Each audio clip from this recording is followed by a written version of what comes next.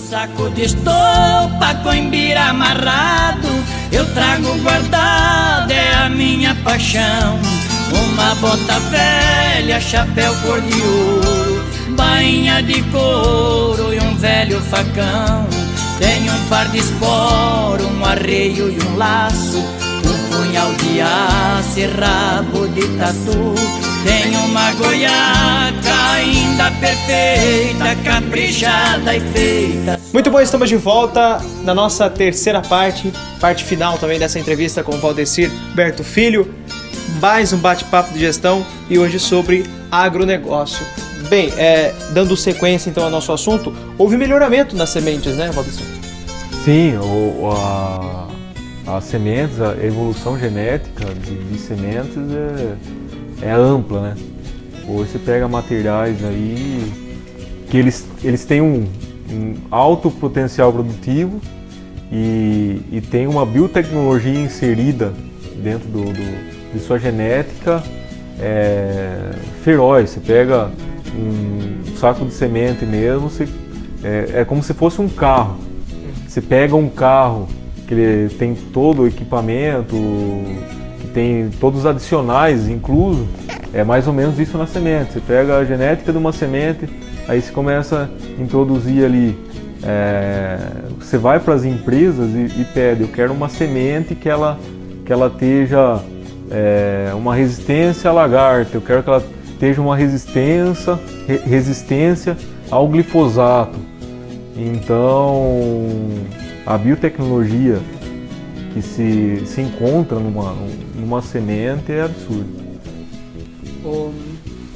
Agora falar um pouco a gente estava falando de semente, né? E, bom, no aumento da produtividade. Dá para se comparar, ter alguns números, vamos talvez pegar a década de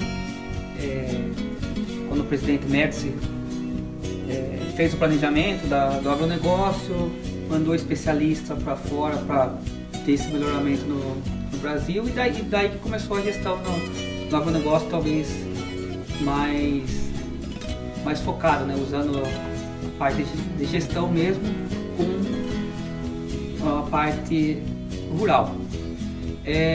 Dá para medir esse aumento na produção? Assim, vamos falar um hectare a gente fala de alqueires ou hectares, que é o espaço de plantio. Qual o aumento que teve desde essa época de Médici, que não era tão aproveitado o agronegócio, era plantado de uma maneira diferente? Só contar um pouco assim, a gente cresceu no sítio e vai passando de geração, né? Geração em geração. E o pai, o avô passa para o pai, passa para o filho, e se seguia muito, principalmente da geração dos pais nossos. Porque o avô passava, os filhos seguiam. Na geração nossa já não é muito assim não, né? Já foi buscar um pouquinho mais de técnica. Eu assisti uma reportagem, só para entrar no que eu vou perguntar para você, eu assisti uma reportagem no Globo Rural domingo passado. O avô passou para o pai uma agricultura, o filho pegou, foi estudar agronomia e foi aprender na Embrapa técnicas de plantio. Daí ele chegou no sítio e falou para o pai: a partir de hoje a gente vai mudar o nosso método de produção.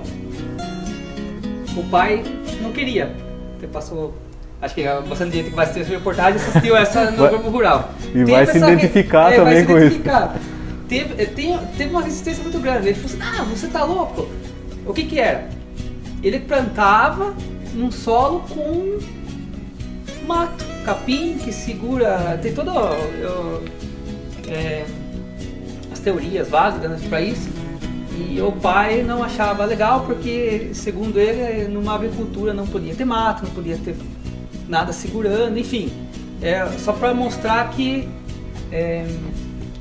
se passava muito de geração, mas hoje se busca um pouquinho mais de técnica. E essa foi a evolução do agronegócio. Desde a época do planejamento de Médici, teve essa evolução. Como demonstrar? Porque a gente fala de gestão, fala de indicadores. sem meta, sem indicador, você não sabe se isso melhorou ou não. Então até então é só uma teoria. Mas falando de indicador, para mostrar para o pessoal quanto a evolução do agronegócio é importante, quanto que a tecnologia é importante. Como que se mostra isso numa roça, vamos falar de milho, que é o que se planta muito aqui na região nossa. Quanto se produzia há 10, 15 anos atrás e quanto se produz hoje com melhoramento de semente, com melhoramento de solo. Antes eu lembro de quando eu era mais novo assim, Valdir também, você adubava uma terra, a gente chamava de cobertura, né? Então colocava o saco de fertilizante na costa e ia de rua em rua, né? Hoje não, hoje tem máquinas agrícolas que elas vão medindo quanto jogo não só de adubo, né? Você vai explicar melhor depois, questão de potássio e tal. Então vai se medindo quanto eu vou ter que usar naquele solo, que semente que eu vou usar, melhorou muito. Indicador, explica um pouquinho daí essa evolução nisso e indicadores só para o pessoal ter uma base de quanto aumentou, porque a gente já conversou sobre isso, é algo assustador até, né?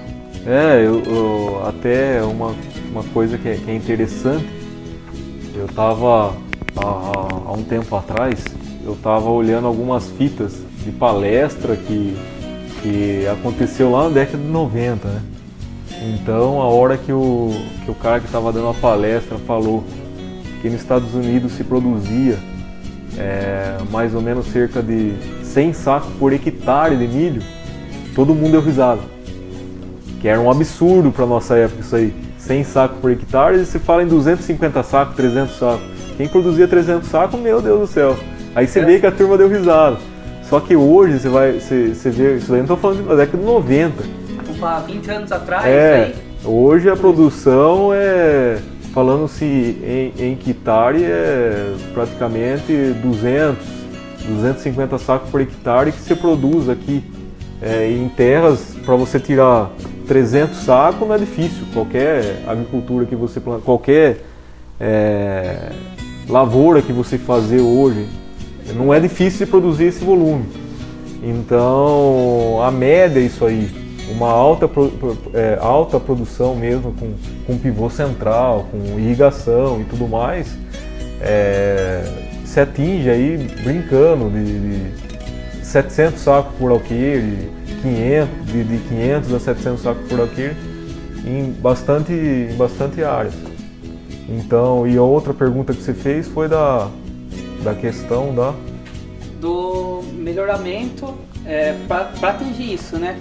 Você falou uma coisa que era um dado que era surreal, que assustava há 20 anos atrás. E hoje? Quem produz aquilo que ele falou há 20 anos atrás, hoje é uma produção baixa. Você produz mais isso em coisas de 2 décadas. É muito pouco, né? Assim, muito pouco tempo.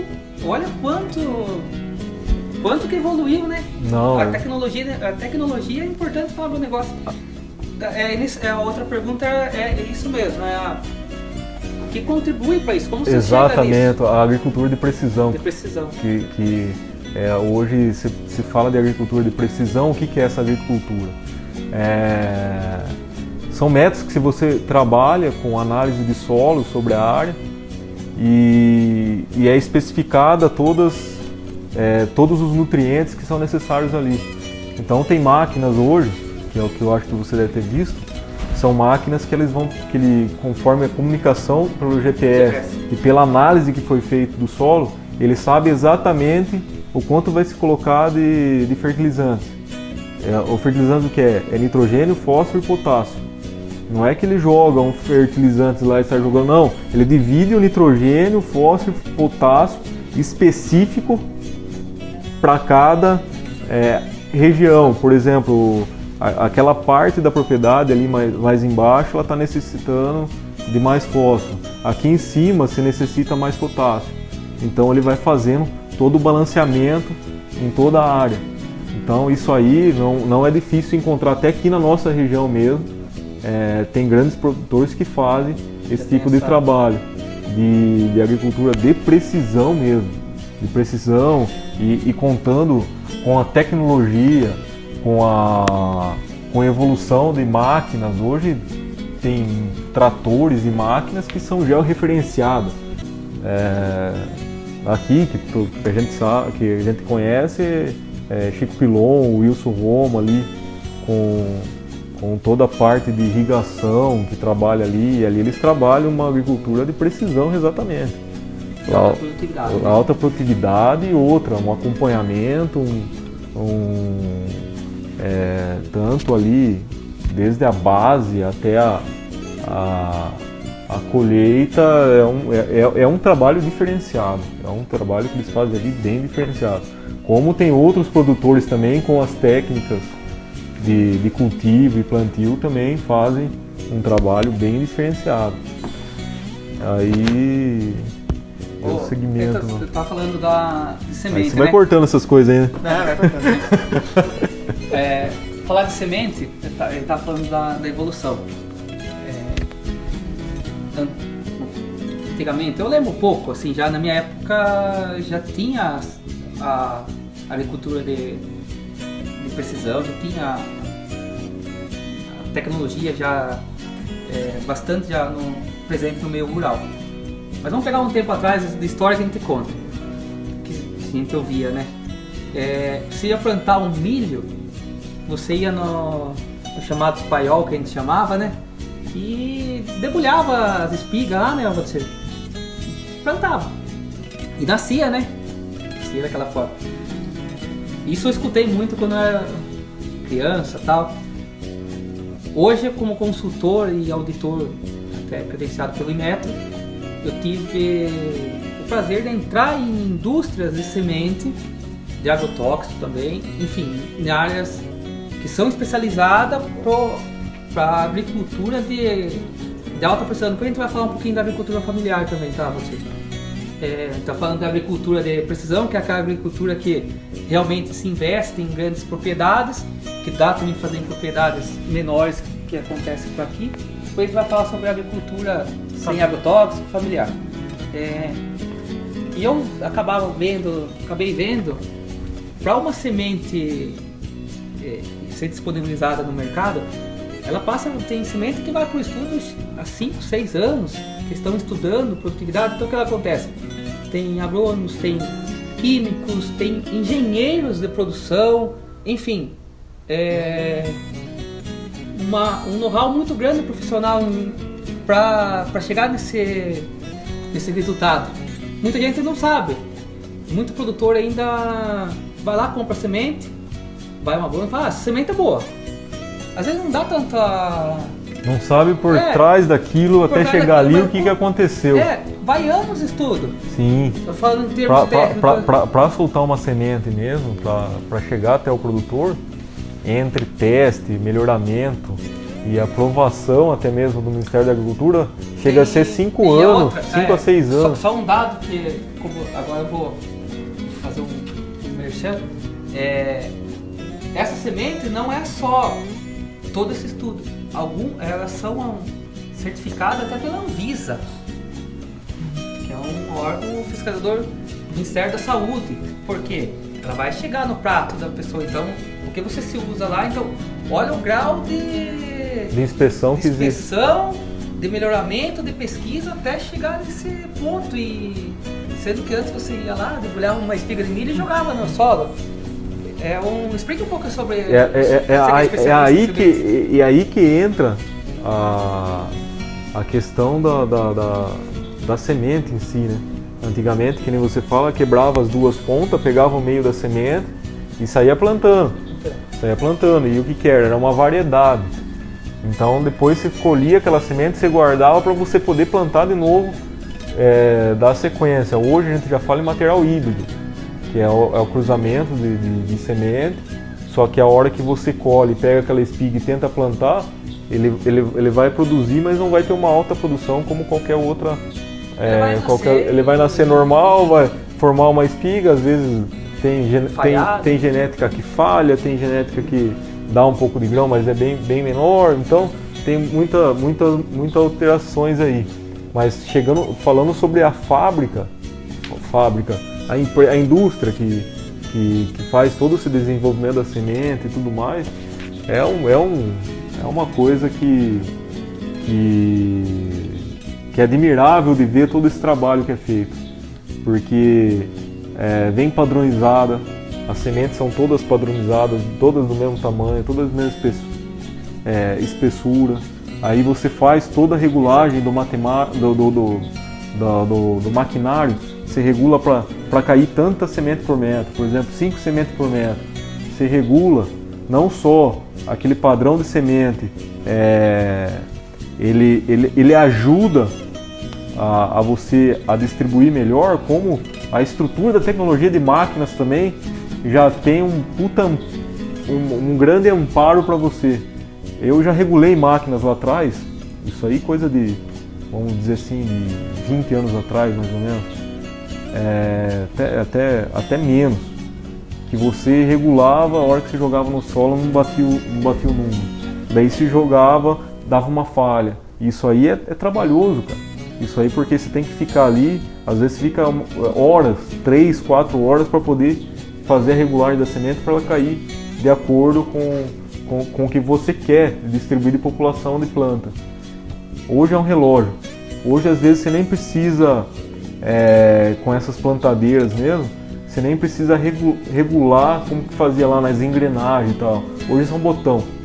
Chega lá, você aperta um botão, aperta outro, você confere a engrenagem que está caindo, o volume que está caindo e pronto. Deixa, né? E é um relógio. A partir do momento que deu aquele volume que você espera, tanto do adubo como da semente, ela vai trabalhando à vontade.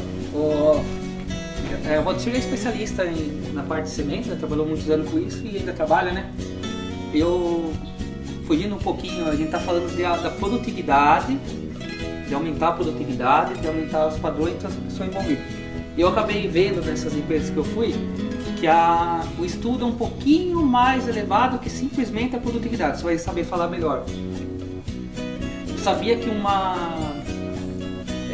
semente, hoje ela é imune a algumas lagartas e algumas outras coisas que vai tudo. Só que ela também não pode afetar a biodiversidade do local. Parece por quê? Ela pode matar algum, vamos falar assim,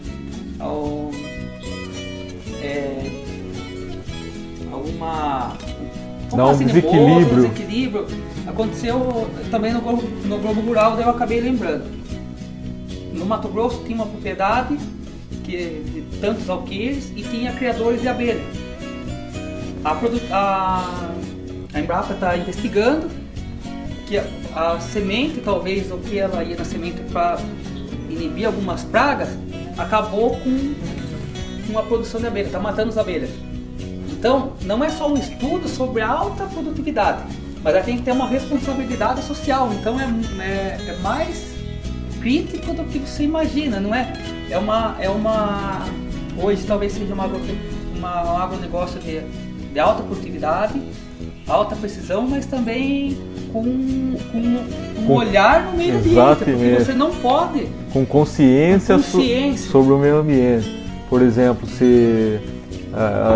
muitas pessoas falam do transgênico, né? Que causa mal para a saúde e tal. Até então, você vê, tem inúmeras pesquisas que falam e atestam que o Bacillus thuringiense, que é o BT que fala, ele está sendo consumido por grande parte da população mundial e pelos volumes que foram atestados em laboratório durante décadas não tem contraindicação pelo volume, porque é muito pequeno, é insignificante no ser humano que está absorvendo o volume dessa molécula. E só que tem uma questão por trás disso, o desequilíbrio ecológico que acontece, que é o que todo mundo fala. Por exemplo, a lagarta vai morrer, mas vai morrer o passarinho que se alimentava dela, tem toda uma cadeia. Você mexe na fauna, né? Você mexe tudo aí. Aí, só que tem uma outra agressividade também, se você não tem a transgenia, são o controle por químicos, né? Aí você vai começar a pulverizar, cai na outra linha.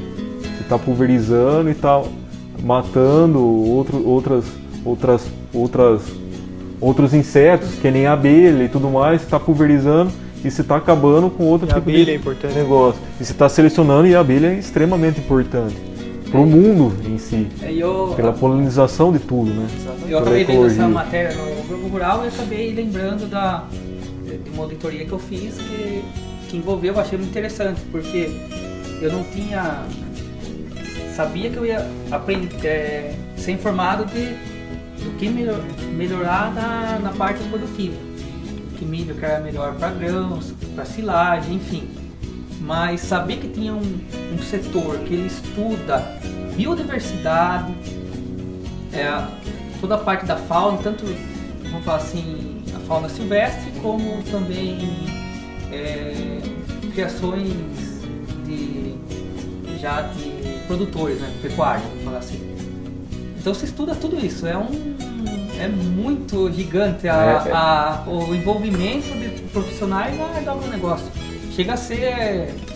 É enorme, só que a consciência que tem... O Brasil tem uma consciência diferente. O Brasil,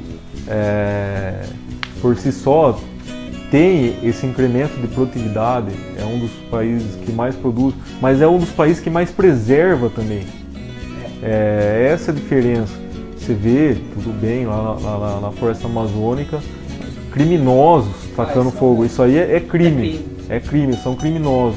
Mas tem muita gente boa também fazendo o seu trabalho, conservando a sua nascente, conservando as suas áreas naturais, conservando. Você pode ver aqui onde nós gravamos, várias áreas, você vê que tem mata. O riacho passa. Exatamente, passa o mata, Ribeirão aí, é por isso que tem essas matas auxiliares aí. Então, tem muito criminoso, né, no nosso meio, mas tem muitas pessoas conscientes com o trabalho que está fazendo. Então, o produtor rural é uma pessoa que tem que aplaudir o pessoal que trabalha no campo, porque ele, na verdade, irriga através do suor, sua lavoura, o seu trabalho ali, do suor, ele está irrigando e trabalhando e desenvolvendo e mantendo o país, e desenvolvendo o país e desenvolvendo a agricultura. Então, são pessoas abençoadas, né, pelo trabalho que fazem. E tem que dar todo o crédito a essa população que trabalha direto. E os nossos governantes, né? Acho que precisam olhar. Acho que de tempo para cá tá olhando um pouquinho mais para o agronegócio. Somente algumas linhas de crédito, até essa parte mesmo de certificações rural e preservação ambiental. Eu acho que está melhorando muito o cenário do agronegócio. Como você falou, é um povo que tem que aplaudir mesmo, porque não é fácil. É de domingo a domingo a gente fala. Domingo, não tem feriado, não tem folga. O boi ele tem que comer, o frango ele tem que ser tratado, ele tem que beber a água, ele vai ficar doente. O leite tem que ser produzido. O leite tem que ser produzido. Ele falou lá atrás de... Vamos falar de mais uma curiosidade agora, né? Ele falou sobre a evolução da agrícola, né? Da parte de sementes, de agricultura de alta precisão, do gado de corte, né? O que teve melhoramento genético, do gado confinado. E vamos falar um pouquinho de um produto que todo mundo usa. Aqui tem bastante para a região nossa, que é o leite, o gado de leite. Fala um pouco, eu sei que o Valdecir já trabalhou muito com isso, já teve propriedades que teve uma grande quantidade de produção de leite, acho que talvez uma das maiores aqui da região. Fala um pouco disso, como que foi a evolução do leite em si, e um pouco sobre isso, que eu acho que é interessante o pessoal saber até questão de trato, enfim. O leite, na verdade, é uma do alimento que está na mesa de toda pessoa durante todo o dia. De alguma forma De tá lá, alguma né? forma, na manhã, no café da manhã, tá por Tá ali. no queijo, tá no tá queijo, no suco, tá no suco. tá no leite mesmo lá. É um produto que está todo dia na mesa do brasileiro e também em outros lugares do mundo. E a condição hoje, tanto de genética, vamos falar de genética, você pega animais aí produzindo 40, 50 litros por dia de leite. Então, uma vaca aí com uma genética, com melhoramento genético e tudo mais, ela produz com um volume muito grande, que antigamente era 2, 3 litros de leite por 3 animal. litros de média por animal, né? Por animal. Hoje a gente fala de 3 litros de média. Eu trabalhei também com leite há algum tempo. 3 litros a 4 litros de média. Já era bastante, né? Hoje, quanto que com esse melhoramento você consegue produzir por dia com um gado, com um animal? Tem fazendas que de alta performance mesmo chega a produzir 20 litros de média por dia. Aí, só que você pega hoje, ó a questão, nós estamos falando de questão que já chega a ser escala industrial praticamente. Porque tem fazendas que a ordenha dela trabalha 24 horas por dia. Tem um produtor no Brasil, que é no sul de Minas, ele produz em torno de 20 mil litros de leite por dia. 20 mil litros, nós estamos falando de uma vaca que tem uma média de 20. Ou quanto é ordenhado por dia, que são 1000 vacas por dia. Só que a indústria dele fica 24 horas trabalhando. É como se fosse uma indústria. Uma indústria, por exemplo, uma fábrica que tem 3 turnos, funciona dessa forma.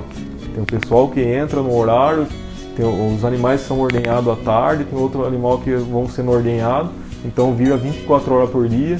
Ali naquela indústria já sai a produção de leite, já sai encaixado nas caixas, já sai empacotado e já vai embora.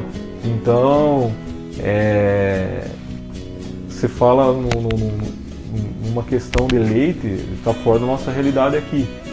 Mas o leite é tão importante para grande, uma indústria enorme dessa forma, como o produtor familiar, da produção familiar ali, que é a pessoa que vai todo dia de manhã, ele acorda de madrugada, ele ordenha as vaquinhas dele, tem o ritual dele de tirar leite, de ordenhar. Então você pega tanto grandes indústrias como pequenos produtores. Então é uma das fontes que mais gera dinheiro no Brasil para produtor rural e uma das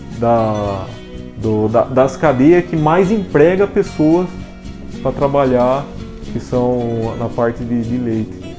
Então é interessante números assim, eu não sei números exatos, mas na questão do leite é dessa forma.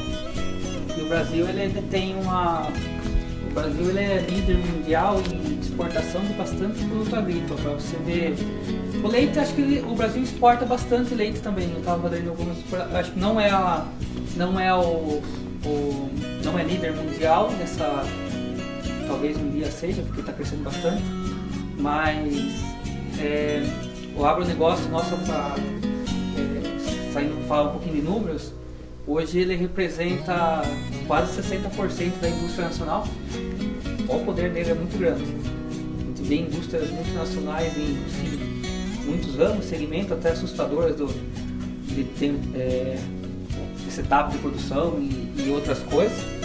Indústrias famosas que a gente vê, e mesmo assim o agronegócio ele ainda vence tudo isso, né? Ele vence. Olha o tamanho do potencial do Brasil, que é algo inimaginável, né? Eu acho que o orgulho do Brasil é o agronegócio, não é, Valcir? O orgulho brasileiro é o agronegócio. Eu acho que o brasileiro tem que ter orgulho de falar que o agronegócio ele comanda o país e nunca descansa. Nunca descansa. Ele, às vezes, ele toma as pancadas, principalmente com alguns governos que a gente teve anteriormente, que ele judiou muito do produtor, muito mesmo.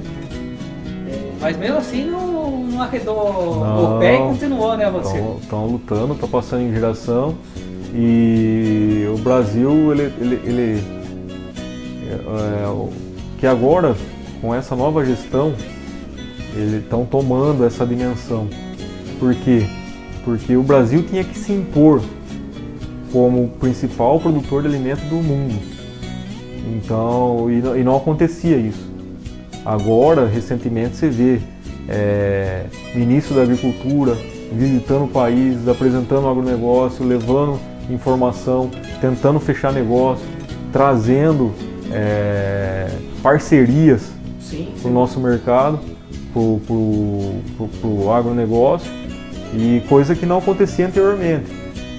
Então está começando a se impor como uma das grandes potências, porque a alimentação todo o país precisa, todo o país tem necessidade.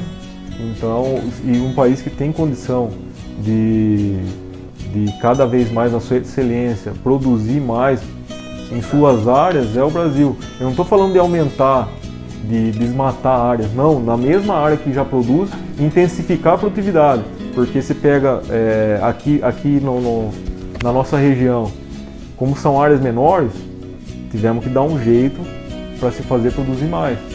E até onde tem áreas maiores, aí o cara fica meio tranquilo, não precisa, tal. Um dos maiores produtores de peixe do mundo é a Arábia Saudita. Por quê? Porque não tem água, a água é escassa lá. Então eles têm que fazer a maior produção por espaço ali, por não ter água. Né? Aí você pega grandes latifúndios, grandes áreas, você não tem você começa a não intensificar a produtividade. Então o Brasil tem capacidade de fazer isso. Então ajustar o comércio, os negócios, né? E vamos fazendo, vamos trabalhando. A gente falou do agronegócio em gado, em grandes, você prepara o solo e tal, mas hoje em dia a gente que viaja bastante e acaba indo tem estados que se perdem em meio de plantações, né? São hectares. Tem estados que é menor, assim. No Paraná, por exemplo, soja, né?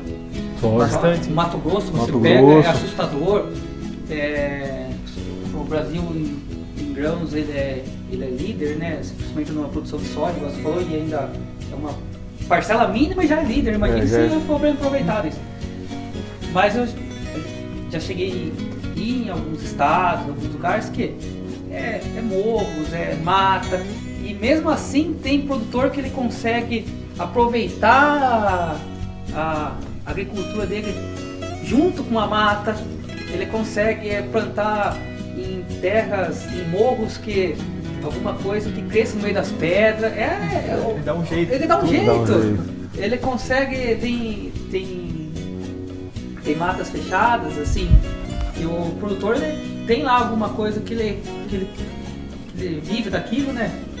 A gente vê muito palmito, cacau, enfim, tem Você pega em Minas mesmo, aqueles morros lá, café por todo lado. Café Assim, vamos ajustando. Então o agronegócio ele é muito mais do que simplesmente plantações e gado e cana-de-açúcar, que são, fala assim, grandes.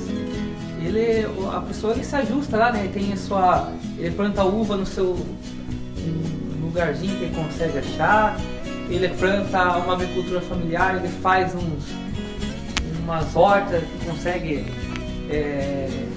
vender seus pés de alface na feira de final de semana, ele consegue vender os seus produtinhos, os seus doces caseiros, ele consegue torrar seu café e vender na vizinhança. Tem criadores de ovos que a gente vê, tem granjas e granjas, eu já visitei Bastos, que é a capital tem granjas que produzem, tipo 100, 200 mil ovos por dia, até mais algumas. Como tem alguns produtorzinhos lá que pega 10 dúzias por dia e vende Na cidade, na nas cidade, casas. alguém vem comprar aí, produtores de mel aqui, a gente passa na beira do asfalto, tem vendendo mel, vendendo caldo de cana, e tudo isso é agronegócio. Não é isso? Tudo isso faz parte da grande cadeia do agronegócio. Né? Eu falei isso para deixar claro que muita gente vive do agronegócio e às vezes ele não se denomina como um produtor, como um grande... Não, assim, tudo isso é agronegócio. E tudo isso que você está falando tem questão empreendedora no meio. Sim. Desde aquela pessoa que planta aquela alface e entrega nas casas, aquela verdura, aquelas pessoas que produzem os ovos caipira e entregam nas casas. É uma veia empreendedora ali.